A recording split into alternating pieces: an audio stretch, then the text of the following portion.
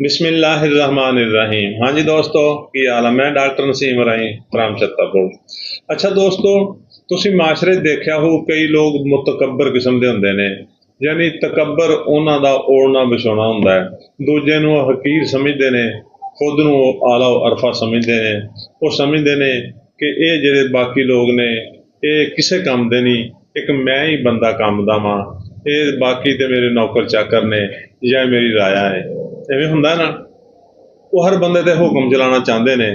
ਘਰ ਦੇ ਵਿੱਚ ਬਾਕੀ ਦੇ ਸਾਰੇ ਅਫਰਾਦ ਤੋਂ ਤੰਗ ਹੁੰਦੇ ਨੇ, ਯਾਰ ਦੋਸਤ ਤੰਗ ਹੁੰਦੇ ਨੇ, ਮਾਸ਼ਰੇ ਜਿਨ੍ਹਾਂ ਲੋਕਾਂ ਨਾਲ ਉਹਦਾ ਮਿਲ ਜੁਲ ਹੁੰਦਾ ਹੈ ਉਹ ਲੋਕ ਉਦੋਂ ਤੰਗ ਹੁੰਦੇ ਨੇ। ਬਲਕਿ ਉਹ ਕਹਿੰਦੇ ਦੇਖੋ ਯਾਰ ਕਿੰਨਾ ਮੁਤਕੱਬਰ ਬੰਦਾ ਹੈ, ਯਾਰ ਇਹ ਇਨਸਾਨ ਨੂੰ ਇਨਸਾਨ ਹੀ ਨਹੀਂ ਸਮਝਦਾ, ਹੈ ਨਾ ਐਵੇਂ। ਤੇ ਦੋਸਤੋ ਇਹ ਇੱਕ ਬਿਮਾਰੀ ਆ, ਤਕੱਬਰ ਇੱਕ ਬਿਮਾਰੀ ਆ ਜਿਹੜੀ ਇਨਸਾਨ ਨੂੰ ਤਬਾਹ ਬਰਬਾਦ ਕਰ ਦਿੰਦੀ ਆ। ਜਿਸ ਬੰਦੇ ਨੂੰ ਤਕੱਬਰ ਹੁੰਦਾ ਹੈ ਉਹਦਾ ਕੋਈ ਵੀ ਕੰਮ ਸਹੀ ਨਹੀਂ ਹੁੰਦਾ, ਕਿਉਂਕਿ ਉਹ ਕਿਸੇ ਦੇ ਨਾਲ ਮਿਲਣਾ ਜੁਲਣਾ ਪਸੰਦ ਨਹੀਂ ਕਰਦਾ, ਕਿਸੇ ਨੂੰ ਆਪਣੇ ਬਰਾਬਰ ਨਹੀਂ ਸਮਝਦਾ, ਕਿਸੇ ਬੰਦੇ ਨੂੰ ਅਹਿਮੀਅਤ ਨਹੀਂ ਦਿੰਦਾ।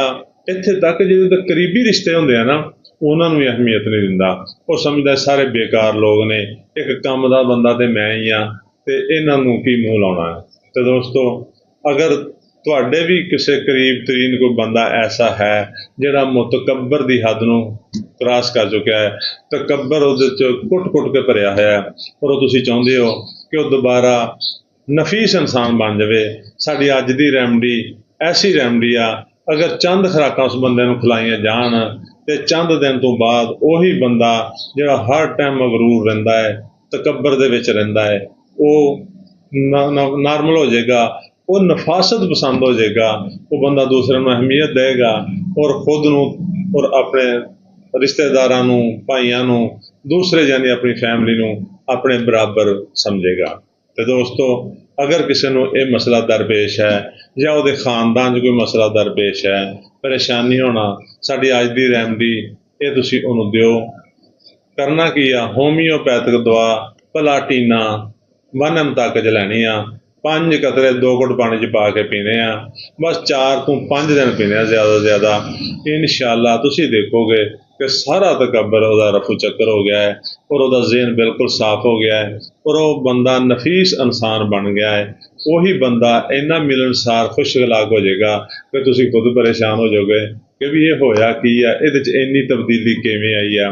ਦੋਸਤੋ ਹੋਮੀਓਪੈਥਿਕ ਮੈਡੀਸਨ ਕਮਾਲ ਦੀ ਮੈਡੀਸਨ ਆ ਜਿਹੜੀ ਇਨਸਾਨ ਨੂੰ ਜ਼ਿਹਨ ਨੂੰ ਚੇਂਜ ਕਰ ਦਿੰਦੀ ਆ, ਇਨਸਾਨ ਦਾ ਮਾਈਂਡ ਚੇਂਜ ਕਰ ਦਿੰਦੀ ਆ ਔਰ ਇਨਸਾਨ ਨੂੰ ਆਪਣੀ ਅਸਲ ਜਗ੍ਹਾ 'ਤੇ ਲੈ ਆਉਂਦੀ ਆ। ਤੇ ਦੋਸਤੋ ਹੋਮੀਓਪੈਥਿਕ ਦਵਾ ਪਲਾਟੀਨਾ 1 5 ਕਤਰੇ ਰੋਜ਼ਾਨਾ 2 ਘੁੱਟ ਪਾਣੀ 'ਚ ਪਾ ਕੇ ਜ਼ਿਆਦਾ ਤੋਂ ਜ਼ਿਆਦਾ 4 ਤੋਂ 5 ਦਿਨ। ਤੇ ਦੋਸਤੋ ਵੀਡੀਓ ਪੂਰੀ ਦੇਖਿਆ ਕਰੋ, ਮੈਡੀਸਨ ਨੂੰ ਕਾਪੀ ਕਰ ਲਿਆ ਕਰੋ, ਬਾਰ-ਬਾਰ ਮੈਸੇਜ ਨਾ ਕਰਿਆ ਕਰੋ, ਕਾਲਾਂ ਨਾ ਕਰਿਆ ਕਰੋ। ਹਰ ਬੰਦੇ ਨੂੰ ਫਰਦਨ ਦਵਾਈ ਦੱਸਣਾ ਬਹੁਤ ਮੁਸ਼ਕਿਲ ਆ।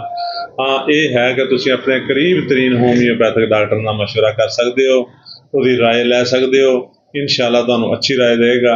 ਸਾਡੀ ਵੀਡੀਓ ਨੂੰ ਲਾਈਕ ਤੇ ਸ਼ੇਅਰ ਕਰੋ ਤਾਂ ਕਿ ਵੀਡੀਓ ਹੋਰ ਲੋਕਾਂ ਤੱਕ ਪਹੁੰਚੇ ਔਰ ਉਹਨਾਂ ਦਾ ਹੀ ਫਾਇਦਾ ਹੋਵੇ। ਸਾਡੇ ਅਕਾਊਂਟ ਨੂੰ ਫਾਲੋ ਕਰ ਲਓ ਤਾਂ ਕਿ ਤੁਹਾਡਾ ਔਰ ਸਾਡਾ ਰਾਬਤਾ ਰਹੇ। ਸ਼ੁਕਰੀਆ, ਅੱਲਾਹ ਹਾਫਿਜ਼।